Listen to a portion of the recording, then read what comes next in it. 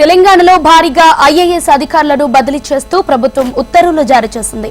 44 మంది ఐఏఎస్లను బదిలీ చేసిన ప్రభుత్వం జీహెచ్ఎంసీ కమిషనర్ గా అమ్రపాలిని, ట్రాన్స్కో సీఎంటీగా రొనాల్డ్ రోస్, హెచ్ఎండిఏ కమిషనర్ గా సర్ఫరాజ్ అహ్మద్ ను నియమిస్తూ సీఎస్ శాంతికుమారి ఆదేశాలు జారీ చేశారు. ఇక లేబర్ కమిషనర్ గా సంజయ్ కుమార్, మత్స్యకార అభివృద్ధి సంస్థ ప్రిన్సిపల్ సెక్రటరీగా సవ్యసాచి, టూరిజం స్పోర్ట్స్ డైరెక్టర్ గా వాణిప్రసాద్, దేవాదాయ కమిషనర్ గా శైలజ రామయ్యర్ ను నియమిస్తూ ప్రభుత్వం ఆదేశాలు జారీ చేసింది.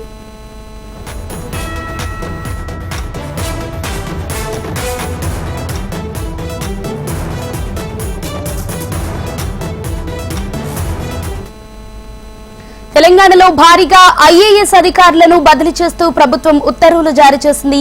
44 మంది ఐఏఎస్లను బదిలీ చేసిన ప్రభుత్వం జీహెచ్ఎంసీ కమిషనర్ గా అమ్రపాలి, ట్రాన్స్కో సీఎంటీగా రొనాల్డ్ రోస్.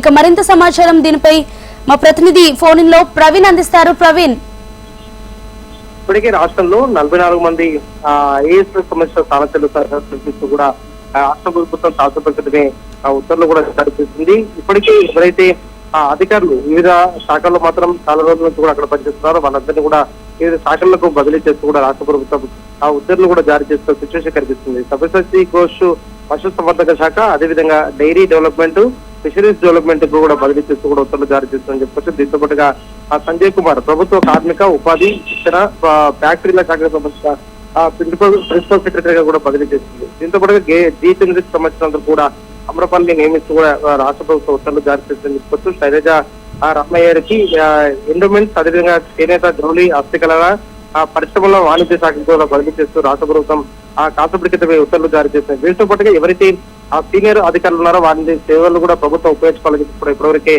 భావిస్తుంది. కాబట్టి అందులో భాగంగానే వివిధ శాఖలకు సంబంధించిన అంతవరకు ఐఏఎస్ కూడా బదిలీ చేస్తూ కూడా ఇప్పటివరకే రాష్ట్ర ప్రభుత్వం ఉత్తర్వులు జారీ చేసిందని చెప్పొచ్చు. Sanjay Kumar labour and employment, అదేవిధంగా Vani Prasad tourism cultural sports, Ahmed ఏదైతే నదీబ్ అహ్మద్ కు సంబంధించిన మాత్రం మొదటి నుంచి కూడా ఫారెస్ట్ డిపార్ట్మెంట్ ఇస్తారని చెప్పేసి కూడా భావించిన నేపథ్యంలో ఆ ఫారెస్ట్ అండ్ ఎన్విరాన్మెంట్ కూడా ఇస్తూ కూడా ప్రభుత్వ ఉత్తర్వులు కూడా జారీ చేసింది. దీంతో పాటుగా సీనియర్ ఐఏఎస్ అధికారి సందీప్ కుమార్ సుల్తానికి పంచాయతీరాజ్ అండ్ రూరల్ డెవలప్మెంట్, ఇప్పటివరకు గత ప్రభుత్వంలో కూడా హెల్త్ లో పనిచేసిన రిజ్వీకి commercial tax and principal secretary, పిఎస్కి జిఏడి, జ్యోతి పుత్రప్రకాష్ కు ట్రాన్స్పోర్ట్ ప్రిన్సిపల్ సెక్రటరీ, సోనీ బాలాదేవికి స్పోర్ట్స్ అథారిటీ ఎండీగా, ఐపీఎస్ రంగనాథ్ కు విజిలెన్స్ అండ్ ఎన్ఫోర్స్మెంట్ డైరెక్టర్ గా, సర్ఫరాజ్ అహ్మద్ కు హెచ్ఎండిఏ కమిషనర్, డీజీపీ కు సెర్ఫ్ సీఈఓగా, దీంతో పాటుగా Harishchandra దాసరికి roads and buildings special సెక్రటరీగా, అదేవిధంగా ఐపీఎస్ ప్రకాష్ రెడ్డికి టీజీ టూరిజం కార్పొరేషన్ ఎండీగా కూడా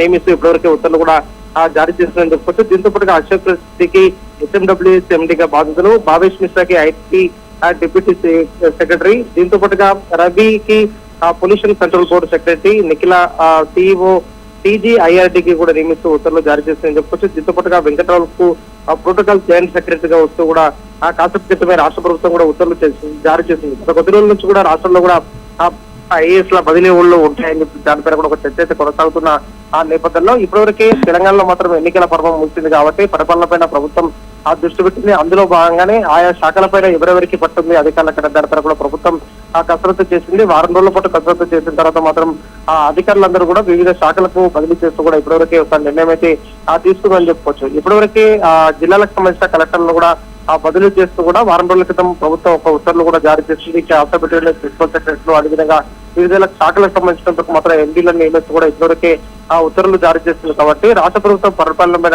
దృష్టి పెట్టిందని చెప్పుకోవచ్చు. రైట్ ప్రవీణ్.